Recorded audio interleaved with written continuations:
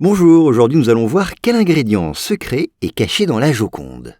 Alors une nouvelle étude scientifique révèle un des secrets de la peinture, la fameuse peinture de Léonard de Vinci. L'artiste aurait en effet utilisé du jaune d'œuf.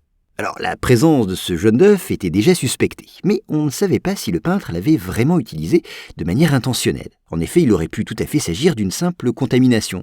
Mais désormais, la preuve est bien faite que Léonard de Vinci s'en servait pour préparer sa peinture. C'est avec le secours de cet ingrédient, utilisé en très petite quantité, qu'ont été peintes nombre de toiles du maître, et parmi elles, son chef-d'œuvre absolu, la Joconde. Mais attention, il n'en avait pas l'exclusivité. En effet, ce procédé était déjà connu des Égyptiens, et d'autres peintres comme Vermeer ou Rembrandt l'utilisèrent aussi. Mais alors pourquoi ?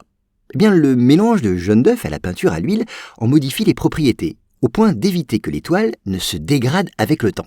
En effet, les tableaux ont tendance à se craqueler, vous le savez, la peinture finissant par se froisser en quelque sorte. Alors on mesure bien l'effet bénéfique de ce jaune d'œuf en examinant les premières toiles de Léonard de Vinci, à une époque où il n'utilisait pas encore cet ingrédient. Dans une de ses premières œuvres, la Madone à l'œillet, on voit apparaître comme des rides sur le visage de la Vierge et celui de l'enfant Jésus. Cela car on l'a dit à l'époque, le maître ne mélangeait pas encore du jaune d'œuf à sa peinture. Il découvre cette astuce plus tard, ce qui explique l'absence de ce plissement caractéristique sur ses tableaux ultérieurs.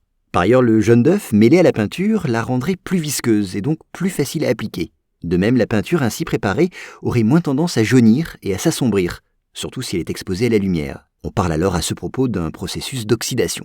Or, on le sait, des antioxydants entrent dans la composition du jaune d'œuf, ce qui en fait donc un ingrédient idéal pour assurer la pérennité d'une toile.